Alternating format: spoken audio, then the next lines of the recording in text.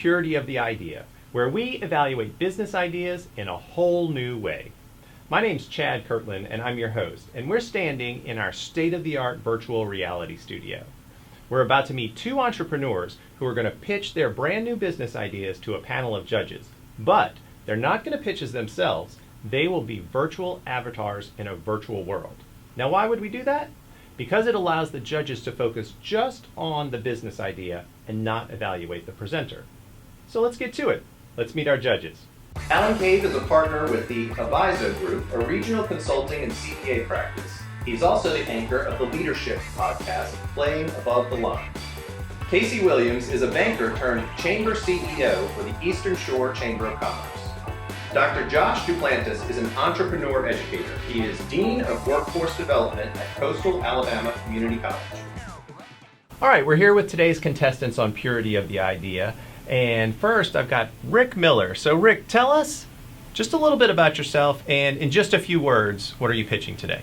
Well, I'm from South Alabama area, and I'm pitching how to get the $4 million beer stein. $4 million beer stein. Okay, that sounds good. All right, and next we have Adrian Manuel, and just a few words. What's your business pitch today? Well, I'm a Gulf Coast native also, and my business pitch is just very quickly a new innovative piece of furniture for the gaming market. Okay. Are you guys familiar with virtual reality? Have you done this very much before? I'll go first. I've done a lot of pitches. I have never done virtual reality pitches. Okay, but you've got some virtual reality experience? Maybe a little bit. Maybe a little bit. Okay, well, this is going to be fun, and I think this is the very reason that we created Purity of the Idea, so that our judges will be judging the business idea and not the presenter. All right, guys, we'll see you in just a little bit.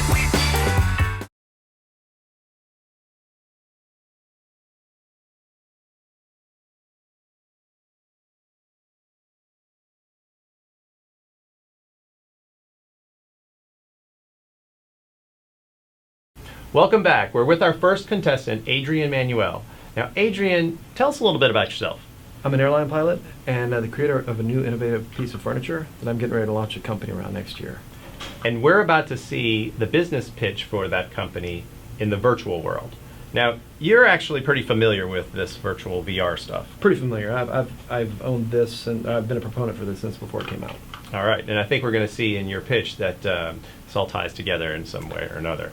All right, we're going to let Adrian get his goggles on, get everything set up in there, and we're going to go check on the guys in the other room. Good luck, Adrian. Thanks. Hello, I'm the founder of Arcade Furniture and the creator of Pandora's Box. We're bringing the arcade home, finally. First, let me tell you my story. I'm a bit of a gamer. Had my own game room. Some might refer to it as a man cave. We had to move. And as we're moving in, I'm getting ready to move all my stuff into my 4-bedroom house that I bought for the specific reason that 4-bedroom house would be my man cave. And I had something very similar to what you're seeing here in these pictures. Well, as we're getting ready to move in, my spouse drops a bomb on me, and I find out that my mother-in-law is moving in with us. Guess what? She took my man cave. So I spent the next 2 years trying to figure out how I could have what I want, and my spouse wouldn't have to look at it. And as I was building this thing, I started to realize that as households around the country embrace a $36 billion U.S. gaming industry, they're running the same problem I ran into. Where do you put the peripherals, the racing wheels, the flight sticks, and everything else that's required, the cables and the wires? How do you convert a living room into a simulator arcade and still have a living room? Well, what if the arcade is hiding in front of the couch the entire time? We've created an elegant coffee table that transforms into a race car, a fighter jet, or even a spaceship, and then back into a coffee table again, effectively stowing your accessories and cables, as well as protecting the valuable tech inside. We're talking about a $90 billion gaming industry for the year of 2020. In fact, that's been boosted by COVID because everyone's staying at home buying software. That's 2.5 billion gamers worldwide, of which the sim gaming market is more than 10%. That's 250 million sim gamers worldwide. Gaming peripherals topped $3 billion this year. And what I have is a blue ocean scenario. My target audience is easy to identify in situations like mine, but maybe a little difficult to quantify at the moment. I'm talking about existing gamers and significant others in conflict over the mess in the shared limited space. And I'm also talking about would-be gamers who can't yet justify the purchase of software and peripherals due to the potential conflict I just listed above. We're talking about a build cost of around $1,000 to $1,250 with a retail price of $24.99 to $29.99, which gives us huge margins. So for Q1 of 2021, we're looking at a pre-launch. Through the course of the next year, we'll sell hand-built small batches, 25 to 100 units, while surveying the customers for product refinement. Marketing will be primarily via targeted social media advertising and then crowdfunding campaigns later in the year. By the end of 2021, we plan to go to mass production of the refined product and a full company launch. Thank you. Who is your target customer and what problem are you solving? My target consists mainly of the two demographics that I mentioned before, existing gamers and significant others who, again, are in conflict over the mess in this shared space, which is like the living room / TV room / family room. It's all in one room. There's no dedicated gaming space. And also the gamers that haven't yet entered the revenue stream because of that barrier. So most households in America don't have a dedicated gaming room, but I put one in a box and placed it in the family room. Why do you think your idea has market potential? More than $3 billion were spent on sim game software this year. And while that includes some smartphone games, there's a well-established demand for software in the heavy sim market, such as Flight Simulator 2020, Elite Dangerous, Project Cars, and a new game that just came out called Star Wars Squadrons, which is just amazing. These are all high-budget AAA titles. And then there's the peripheral manufacturers. We're talking about Thrustmaster, Logitech, Virpil, just three of the makers of racing wheels and HOTAS, which is hands-on throttle and stick, that you'll find along with a host of existing gaming chairs. And the gaming chair market is massive. What you may also find along with these items, though, is a conflict over the shared space for any household that doesn't have a dedicated gaming room. While my market is easy to identify, it's not quite so easy to quantify, but it's there. And to follow up, what resources do you need to get this idea into the marketplace? So first year operation is going to be around $250,000. That includes employee salaries, wages, patent costs, professional fees, office space, and of course marketing. Marketing is the largest of these. I have a business plan with projections for cash flow, balance sheets, as well as profit and loss statements. So what do you have to get done in the next 3 months? First of all, we have to complete our production prototype. What you saw was my proof of concept prototype. We want to do demos and surveys. We've got several agreements already with Pensacon going where we're going to be able to demo the production unit and do surveys. And then limited launch and initial marketing for Q1 of next year. Thank you. That's very interesting. Appreciate your time. Adrian, great job. Yeah. You look like a natural in there. I think you've spent a little bit of time in VR. A little bit. How fun. was this pitch different, or in what ways was this pitch different than maybe some others that you've done? Oh, well, I was actually able to see all my notes in real time, and it was very easy for me to pull my data, and actually control the presentation. Would this have been easier for you if you had been sitting in your custom-made gaming chair? It would have been more adrenaline pumping, that's for sure. I would imagine so. Good job. Can't wait to see what the judges think. Stay tuned. We're going to hear from our next contestant after the break.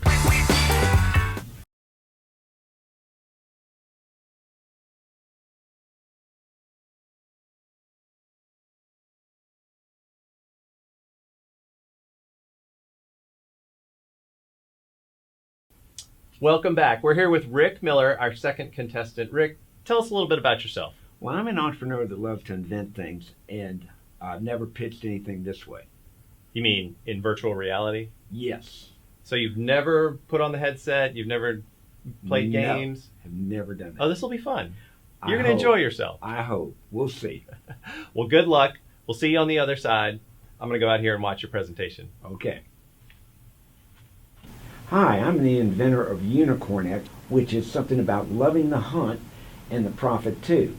Let me explain what Unicorn X is. I'm a collector, and usually collectors are always looking to try to buy and sell to move up to that one of a kind, the unicorn of what they're interested in collecting. At the same time, while you're collecting, you're also against resellers who are just in the market trying to find something that they think's got a great price and they can turn around and resell it and make a profit. And when it comes to transactions, there's a problem. Is this a deal? when I say buy, am I really getting a good deal? My passion is collecting beer steins, and I love it. I've got so many, but I'm always looking for, there's one beer stein that I want. But I'm not there yet, and for me to get there, I'm going to have to buy and trade my way up to that one unicorn beer stein. So I compete with other collectors, and at the moment of purchase, here's my dilemma. Is this a deal? I don't know sometimes, and if it's great and I do get a deal, I'll turn around and resell it and move toward my unicorn. But if it's not, I feel bad. So here's what I want to try to figure out, is that dilemma that we all have. At the moment I want to click on buy, is this a deal? Is this something I want to do? I'm tired of just winning some and losing some, so I came up with Unicorn X. It's a unique software that basically helps me with trend analysis and scarcity analysis, where I've used some of the same software tools that stock markets have used for years to let you know when you look at those graphs, is this a good or bad deal? And what I'm going to let you know through at that inside of your purchase auction is whether or not at that moment that price that you're about to buy is that above or below based on trends and what's out there. So really it's a stock market approach to collect. The benefits are, it helps me answer that question. If I got a good deal, should I keep it or flip it and head toward my unicorn? And I quit worrying about it because I know that I've gotten a good deal when I decide to do it. The collectible market is a giant market, believe it or not, $370 billion. My beer stein market is $100 million. With Unicorn X, you can do what you love to do profitably and at the same time enjoy the hunt for that great beer stein. Thank you, and I'll take questions. Who is your target market and what problem are you trying to solve? My target customer is the collector who has a unique item that they're collecting, and so unlike stocks, they have to try to figure out whether or not they're getting a deal when they go and they find that auction or that product for sale. Why do you think your idea has market potential? I guess what I've found is that when I've talked to other collectors, they have the same dilemma. I mean, I've been on chat rooms and I've seen so many people, and I know the feeling, and I've determined that my feelings are pretty universal. What resources do you need to get your idea to market? Well, I'm going to need some money for programmers because I know what I'm doing, but those programmers are going to cost me quite a bit of money that first year. I'm going to need some marketing help to get the word out, and I'm going to need some trials with some users to give me feedback. And so what has to happen in the next 3 months? I need to get my proof of concept. I need to get some programming done to prove it and then put it in front of some user groups and see what they think of it. All right, thank you, Mr. Unicorn X. Thank you. Good job. All right, well, good job, Rick. Thank you. So, how did you like that? How was that experience different than real life pitches you've done? It was more nerve-wracking in the sense that I knew what I wanted to say, but just I felt a little bit funny. At the same time, it was fun once I got into it. Do you feel like you're missing anything because you don't have real eye contact with the people you're presenting to? For me, yes. I mean, that's kind of what I do when I'm looking. I'm a person that can make eye contact and keep speaking. At the same time, it was kind of fun looking at that avatar out there looking at me. All right, well, good job.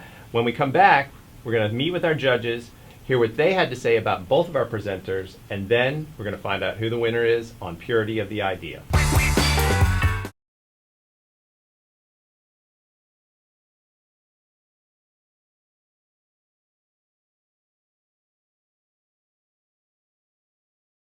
Welcome back to Purity of the Idea. Well, judges, we saw some great presentations, 2 strong pitches there. You've got your job cut out for you. I'm going to let you guys spend a little bit of time talking this over, and then we'll figure out who the winner is. It was very close for me as I look at the two. But I will say that our first contestant, I think, is a little further down the path of getting this executed and on the market. They both have clearly defined markets, but Yes. the fact that contestant number 1 has such a large market, is also appealing in my mind. And the growth of that market, right, Right. Alan? I mean, Yeah. it's, and part of this virus time, we do have a lot more people sitting at home, right? And I know we've all felt it. And so the space function. And on contestant 2, I think it's a great idea. My big question is how many people that collect really are in the business of collecting for advancement or to get that unicorn. And I think if we could have seen maybe a prototype of the app, it would have helped. I'm not a gamer. I don't know that I've ever really played a game since, the little tennis ball that went back and forth years ago. But this product, I was like, this is really cool. In time for real revenue, I can see producing a couple hundred over the next couple of years to generate roughly, 300,000 in revenue to keep afloat. So it looks like we're all in agreement with who our winner is today. Yeah, I agree. I think so. All right, great. All right, well, let's bring up the contestants here on the screen. And they're still avatars, so we don't know who is who, but we've got contestant 1 and contestant 2 here. And judges, I'll turn it over to you. We're very excited. Both presentations were great, and both products have a lot of merit. But at the end of the day, contestant number 1 is our winner. Oh my God, this is so exciting. Holy cow, I cannot believe this. Congratulations. Congratulations. This means Good so work. much. Awesome. Good job. Thanks. Good job, man. This is awesome. Well, now is the really fun part of Pure Idea. We're going to meet the 2 contestants behind these great pitches. Contestant 2, would you tell the judges a little bit about yourself? Let me start by thanking the judges. I really appreciate that feedback. I'm Rick Miller, and I'm an entrepreneur and run a tech incubator. Contestant 1, congratulations on your big win. I know this is going to help you get that gaming table on the market. Tell us a little bit about yourself and how you came up with this idea. First of all, thank you guys so much. This has been an incredible experience. I'm so excited. My name is Adrian Manuel. I'm a retired Black Hawk Army pilot and currently an airline pilot. And I'm just now delving into this whole new world of product development and bringing something to market and entrepreneurship, I guess. And I can't tell you how excited I am. Great idea. We can't wait to see what happens with it. Congrats Good again. luck.